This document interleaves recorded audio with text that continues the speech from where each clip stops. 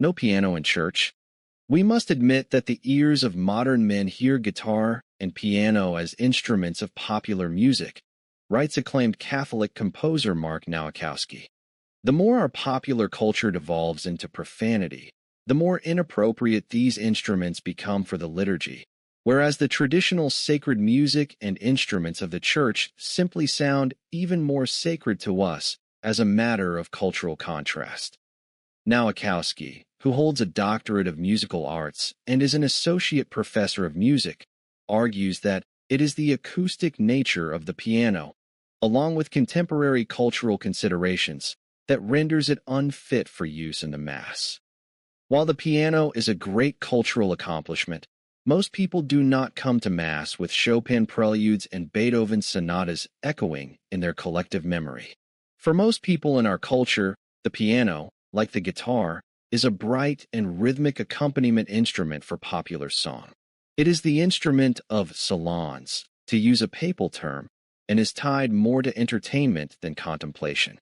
Piano is furthermore technically a percussion instrument, which lacks the sustain necessary to adequately support voices without playing in a consistently loud and repetitive manner. With its rapid onset attack, again, percussive and rapid diminution, devoid of a true voice-like sustain, it is further not suitable for the accompaniment of the Church's preeminent music, Gregorian chant, nor for much vocal accompaniment in general. Google search, Pianos in Church, a work of the devil or instrument of the angels. AI overview. Pianos are considered a powerful, unifying tool for worship by many Christians, though their use is heavily debated. Depending on the denomination, they are either enthusiastically welcomed as accompaniments or rejected as unbiblical, man-made additions to sacred worship.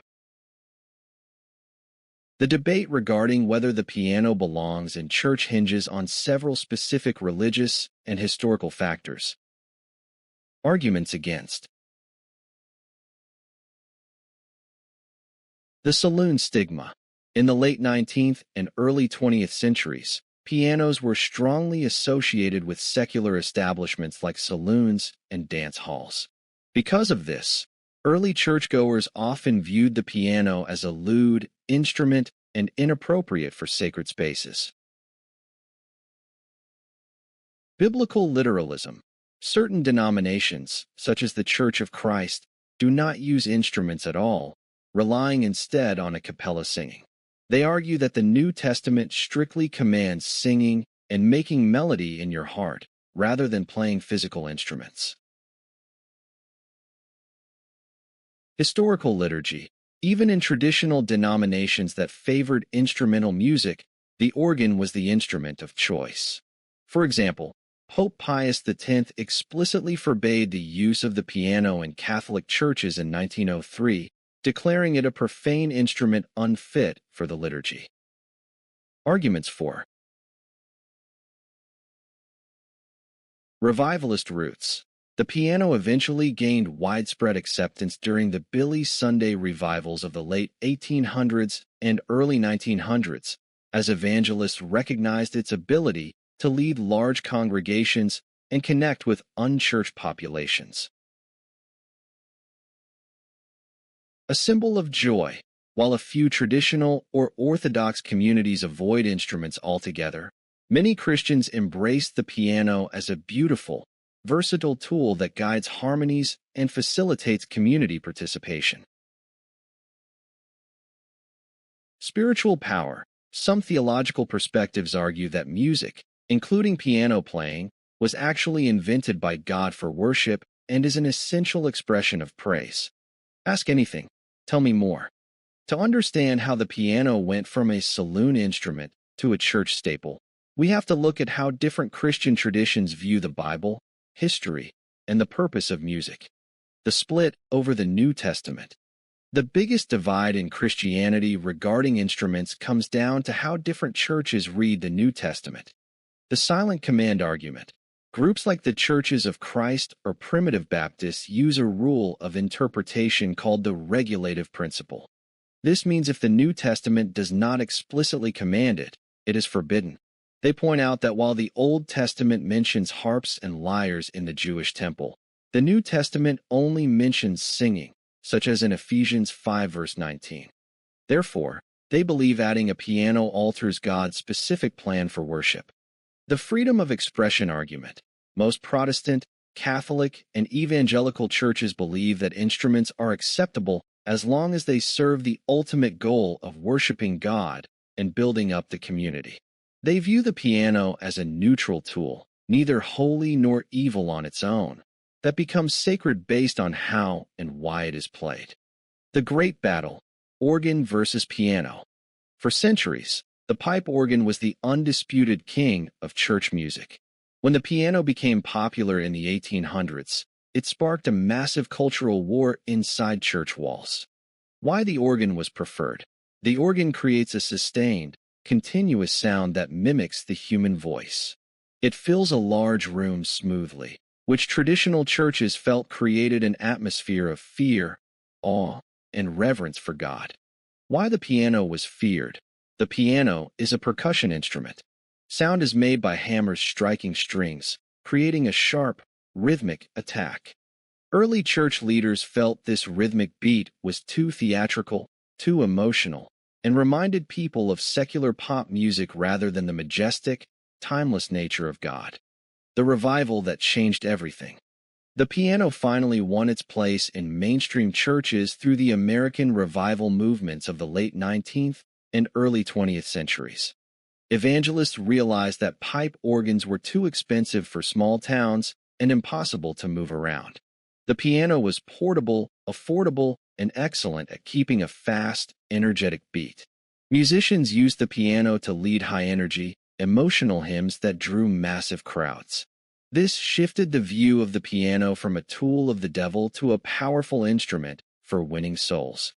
The deep divide over the piano comes down to a clash between theatrical culture and sacred liturgy, culminating in an official papal ban that legally technically stands to this day. The historical details explain why the piano became a target of heavy church resistance. The opera house invasion. At the turn of the 20th century, particularly in Europe, church music had lost its traditional, reverent identity. Composers and musicians were taking popular operatic melodies, even scandalous ones like Verdi's Rigoletto, and layering religious texts over them. The theater vibe. High society churchgoers expected glamorous musical performances during Mass, treating the sanctuary more like a concert hall than a place of worship.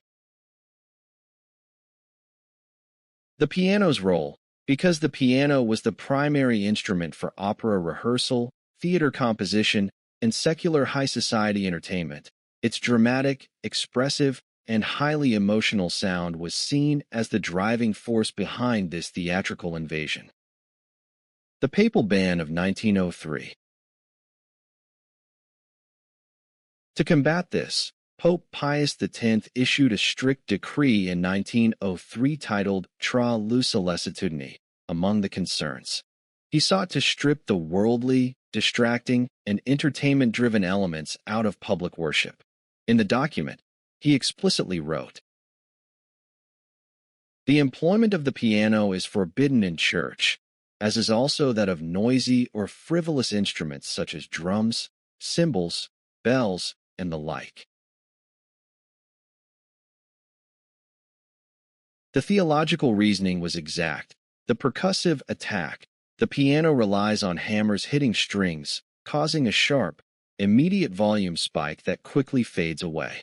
It lacks the continuous, sustained, breath-like sound of the pipe organ or the human voice, making it a bad fit for supporting sacred Gregorian chant. The secular stigma. A church instrument needed to be holy, pure, and entirely separated from worldly contexts. The piano carried too much cultural baggage from secular concert halls, home parlors, and theaters. The evolution of evangelistic piano. While the Catholic Church was trying to lock the piano out, American Protestants were aggressively letting it in. In the early 1900s, an Australian musician named Robert Harkness became the pianist for the globally famous evangelist R.A. Torrey.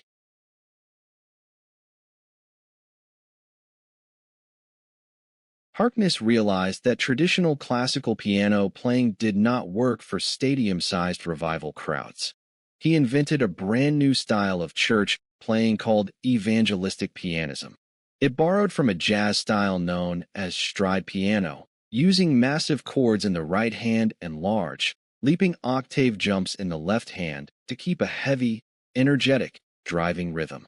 This style was loud enough to hold thousands of singing voices together, forever binding the acoustic piano to the identity of the modern evangelical church.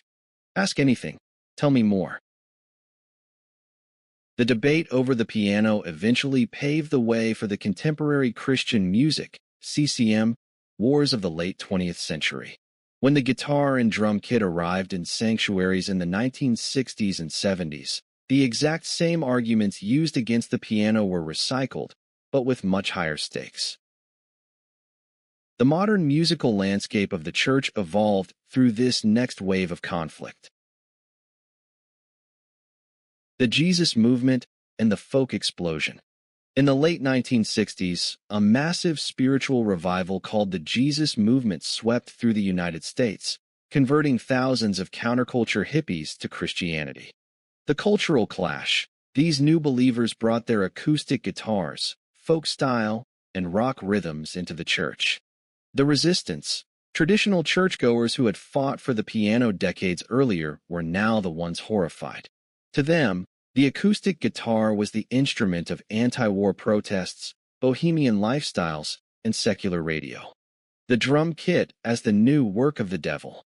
While the acoustic guitar was eventually tolerated, the introduction of the drum kit sparked fierce theological outrage.